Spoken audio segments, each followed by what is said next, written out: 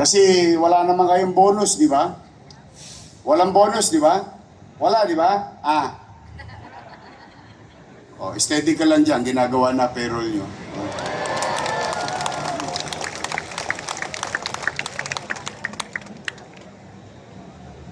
Kaya po, kasama-sama ng loob ko, ito talaga pinagdugo ng puso ko. Gusto ko malaman to ni Superintendent kahit ipakita pa niya yung text ko sa kanya. I don't comply with blackmail. No. Nung ginagawa niyo yung chat group na yun, nung hapon na yun, nag-uusap kami ni Paul. Nag-uusap kami. Paul, tingnan mo nga, total marami akong nasingil na matagal na panahong hindi nasisingil. O di ba nakakolekta ako ng 120 million sa B. Brown? Naalala niyo yun? O hindi naman na taxes yun eh. Collectibles yun. Nakakolekta ako sa mga kontraktor.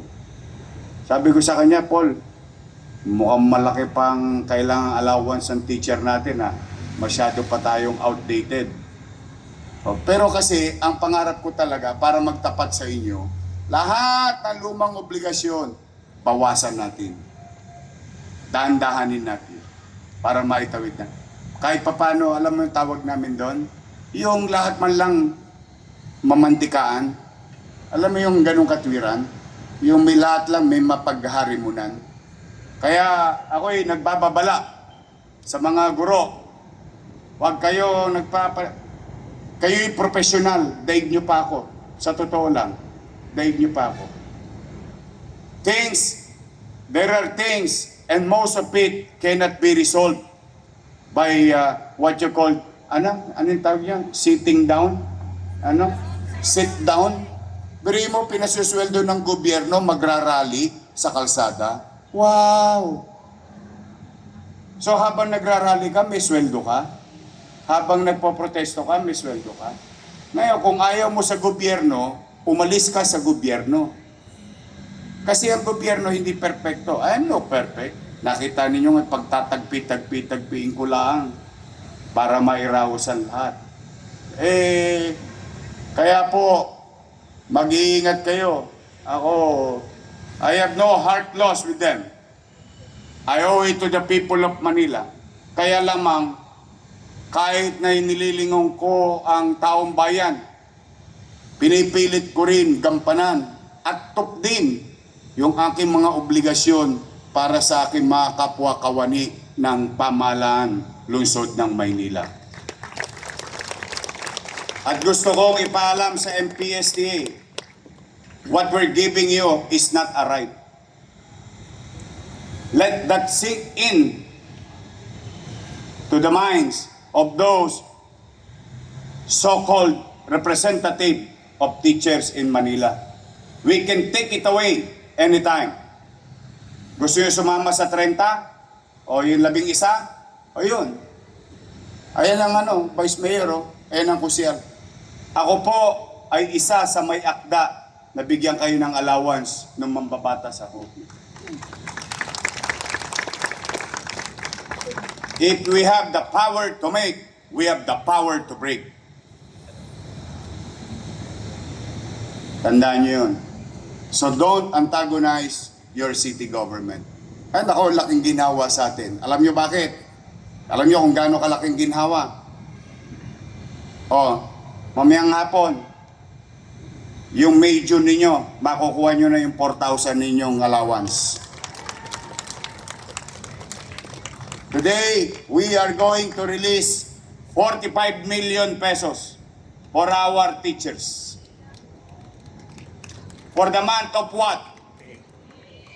For the month of what? Mayor ba ako nun? Real talk lang. Who joins? That's what I'm saying. It's not always about the money. Sometimes, mutual respect is more than the value of 1,000 pesos and 2,000 pesos. Kaya sa inyo, mamaya, Paul, padala mo na sa ATM nila. Oh, paano naman yung mga ano?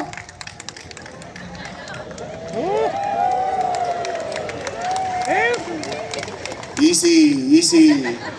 Puso nyo, relax lang. Oh, hindi talaga. Walang biro. Kaya lang medyo nasaktan ng kalooban ko. Hindi naman nila hiningi sa akin. Oh, hindi naman nila hiningi. Kami lang ni Paul. Sabi ko, Paul, pagka meron tayong bigyan naman natin ng konti, masyadong malayo yung obligasyon natin sa teacher. Abay, kaya di pa natatapos ang baklang araw eh. May makikita ka ng text, may nag-tip. Tapos lalabas sa mga teacher, rami yan. No. Nagpadala ba sila ng 45 million? Wala. So I just want you to know that it's not about anything else. Let's call a spade a spade. Things can be done, and sometimes it's easy, and sometimes it's hard, and there's another level, super hard. Pero yung nasa inyo, doon lang yung sa hard. Huwag kayong mag-alala. Steady lang kayo. Paul, tulungan mo ako may awa ang Diyos. Basta, walang matatapos ang taon na hanggat maaari, loobin nawa ng Diyos. Lahat naman kahit paano mairaos natin. So muli, mga kababayan, maging takdang aral sa atin. Tandaan ninyo, hindi ko nga mag-gets bakit hindi pinagbabawal ng batas Dapat ipagbawal ng batas to Dapat yung Senado, Kongreso, maggawa ng maigpit na batas Lalo na, ang ginaguide mo is the next generation. You're teaching the next generation. So, are we teaching our kids na sumuway sa organisasyon na ang tanging ninanais ay kapakinabangan ng pangkalahatan o pakinabangan ng politika ng iilan? Kung magaling yung mga yan di sana wala tayong problema ngayon. Kaya po sa inyo, mga kasama ko naglilingkod, salamat sa inyo. Konti na lang, konting push na lang. Sana matapos sa itong 2025 because hopefully there will be better days for 2026. But then again, ako'y nagpapasalamat at marami tayong napagtatagumpayan. 3 months ago, the school board which I had during those meetings, nakakita ko ng tsapi at sinabi ko yung isang programa ng pamahalaan, digitization of our schools, and there is a big backlog. Through the help of our school board during that meeting, I ordered and had it approved during the course of the session. Today, that afternoon ay makakamit na ng ating mga guro at mag-aaral na 392 classroom. That's for you, saying, I love you.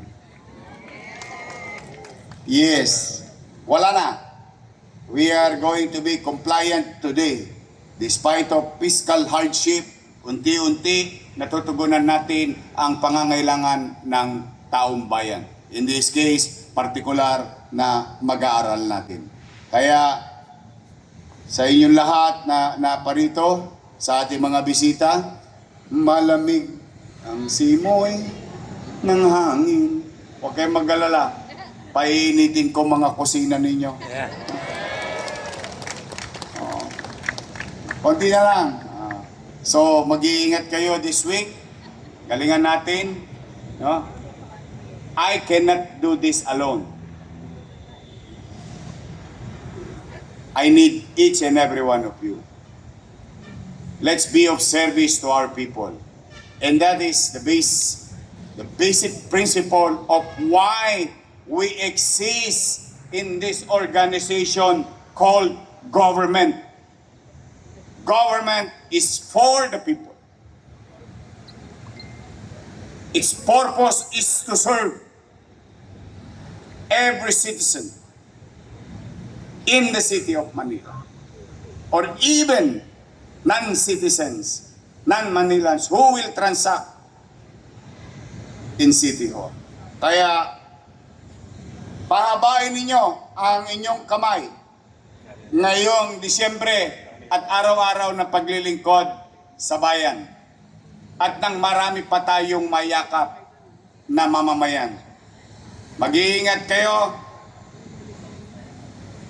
Magiging ba?